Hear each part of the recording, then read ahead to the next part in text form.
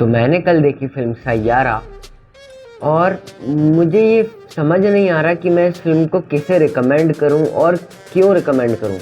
और ये बहुत ही ऐसी इंटरेस्टिंग फिल्म है क्योंकि इस फिल्म का ना ज़्यादा बस था, लेकिन उसके बाद भी इसने कई सारी मूवी जैसे अभी आमिर खान की लेटेस्ट रिलीज सितारे ज़मीन पर, उससे भी ज़्यादा का फर्स्ट डे कलेक्शन किया, ऑलमोस्ट 21 करोड़ का, जो कि बहुत ही ज़्यादा इंटरेस्टिंग केस बना देता है इस मूवी को। तो चलिए इस मूवी के बारे में बात करते हैं।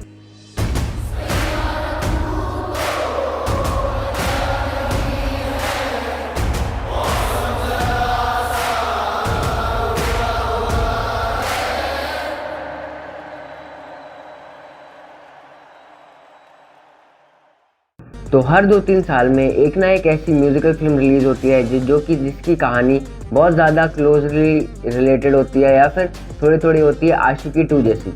तो ये फिल्म जो है इसको रिपोर्टेडली आशिकी 3 के उसमें ही बनाया जा रहा था तरीके से, लेकिन इसके जो नाम है आशिकी, उसके कॉपीराइट इशूज़ के चलते इसको सैयारा के नाम से रिलीज़ किया गया। और बहुत टाइम बाद कोई ऐसी मूवी मैंने देखी जिसका साउंड ट्रैक असली में अच्छा था। कुछ गाने जैसे इसका टाइटल ट्रैक था जो कि बहुत अच्छे से कंपोज किया गया था और ये सोशल मीडिया पे भी वायरल था। बाकी सोशल मीडिया ऐसा कोई क्राइटेरिया नहीं है ये डिसाइड करने का कि ये इसका गाना अच्छा था ऐसा कुछ, पर इन जनरली मैं बता रहा हूँ कि बहुत कम ऐसी मूवीज़ रहती है जिसके जो गानों की कंपोजिशन होती है, जो लिरिक्स रहती है वो याद रह जाती है, और इसकी रह गई। इसलिए इसकी जो इतनी है ऑडियंस, ये यंग ऑडियंस है, क्योंकि बहुत ऐसी कम मूवीज़ हैं अभी के टाइम में, पिछले आप लॉकडाउन के बाद से देखिए, जो कि यंग ऑडियंस को म्यूज़िक के बेसिस पे कैटर कर पाई है। और जैसे अपन को इसके ट्रेलर में ही समझ आ जाता है कि ये जो मूवी है एक म्यूजिकल मूवी होने वाली है, जिसमें जो लड़का होता है वो सिंगर बनना चाहता है और जो लड़की होती है वो लिरिसिस्ट होती है। लेकिन इसमें एक ट्विस्ट आ जाता है मूवी में कि लड़की को अल्जाइमर्स हो जाता है, वो धीरे धीरे भूलने लगती है। तो ये उन मूवीज़ में से है जो कि ऑन पेपर्स बहुत स्ट्रॉन्ग है, इसका राइटिंग बहुत स्ट्रॉन्ग है, दोनों का कैरेक्टर राइटिंग बहुत स्ट्रॉन्ग है। लेकिन इसकी प्रॉब्लम शुरू हो जाती है जैसे ये फिल्म शूटिंग शुरू होकर पर्दे पे आ जाती है, क्योंकि पर्दे पे आने के बाद ये आपको फिल्म कहीं समझ ही नहीं आती। कहीं लगता है कि इसका जो कैरेक्टर डिज़ाइन है शुरू में वो एनिमल से चुरा है, क्योंकि सेम शॉट है, बुलेट पे चश्मा लगा के सिगरेट पीते हुए एटीट्यूड में सेम शॉट है, बिना मतलब का गुस्सा है, इसके पीछे कोई एग्जैक्ट रीज़न भी नहीं है। बाकी उसके बाद कुछ सीक्वेंस मुझे ऐसा लगता है कि अगर आप ऐसी मूवी बना रहे हैं जिसमें आप बहुत म्यूजिकली हैवी जा रहे हैं तो कुछ चीज़ों का ध्यान आपको रखना कंपलसरी होता है। जैसे अगर आपके पास इतना टाइम है कि आप एक मूवी सोच के उसकी स्क्रिप्ट लिख के उसके म्यूज़िक बना के ये मूवी बना रहे हैं, तो उसका जो मेन लीड है उसको कम से कम थोड़ा सा तो गिटार बजाना आना ही चाहिए।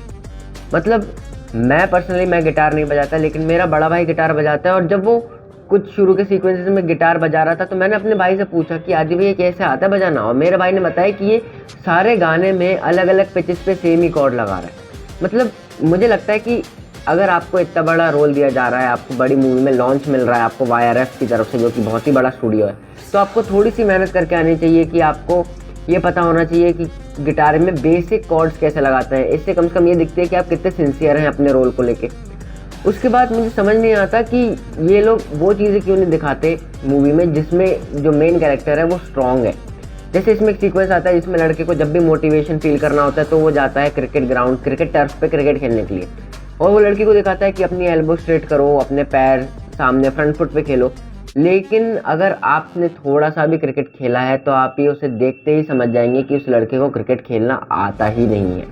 मतलब वो सीक्वेंसेस उसमें स्क्रिप्ट में तो थी, लेकिन जो एक्टर है उसको पता ही नहीं है कि क्रिकेट कैसे खेलना है। कितने भी सीन्स हो जाए क्रिकेट के, उसे एक ही शॉट हर बॉल पे खेलना है, और फिर वो नाम लेते हैं किंग कोहली का। मुझे लगता है कि ये सिर्फ एक डिसग्रेस है उसके नाम पे। बाकी अगर हम उसकी बात करें तो उसमें कुछ ऐसी बातें हैं जो कि आयरनी हो जाती है। जैसे शुरू में जब उसके गाने रिलीज़ नहीं होते तो वो कंपनी के पास जाता है, बोलता है कि अगर नए पॉकेट झगेंगे भी तो भी तुम उन्हें उनके ऑडियो और उनके म्यूज़िक वीडियोज़ रिलीज़ करते जाओगे, लेकिन अगर कोई टैलेंट वाला बंदा होगा तो भी उसका म्यूज़िक रिलीज़ नहीं होगा। और यहाँ पे आयरनी की बात यह है कि ये दोनों ही स्टार किड्स हैं।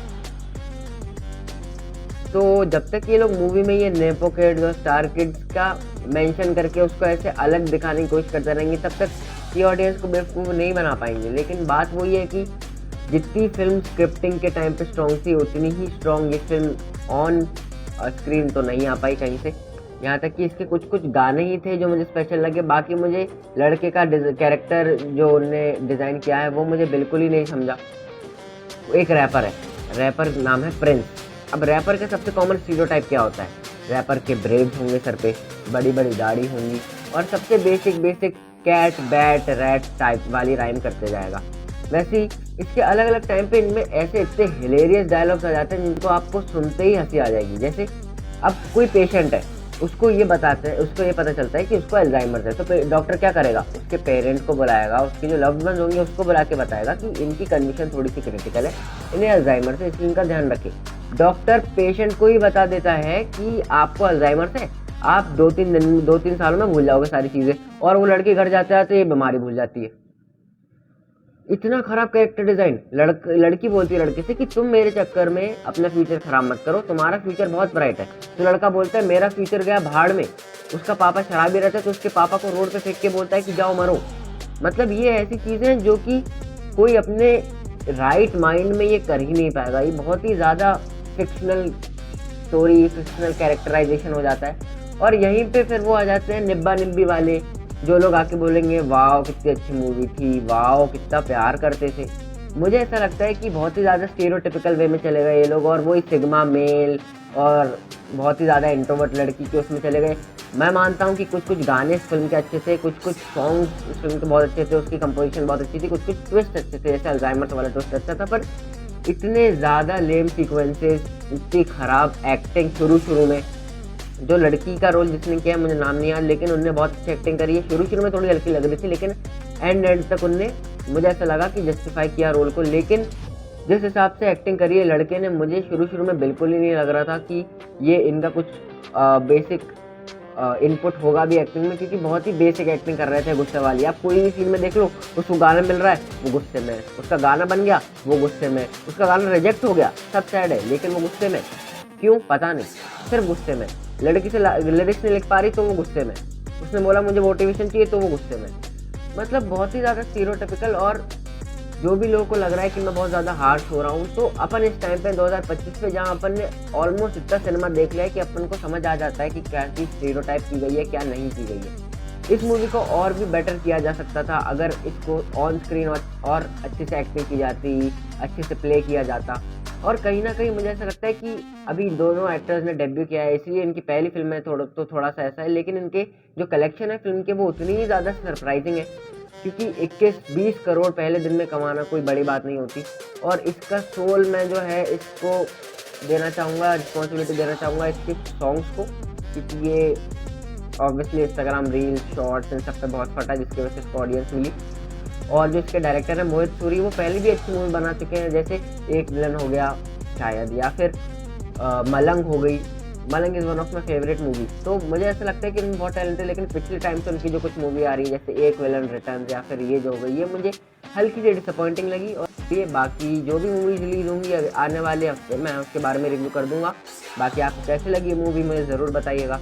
तो चलिए इस वीडियो को ये रैप अप करते हैं। आगे मेरे चैनल को सब्सक्राइब कर लीजिएगा और लाइक बटन पे दबा दीजिएगा। जो भी आपके व्यूज़ हैं वो कमेंट कर दीजिएगा। और चलिए मिलते हैं नेक्स्ट वीडियो में, तब तक के लिए थैंक्स फॉर वॉचिंग।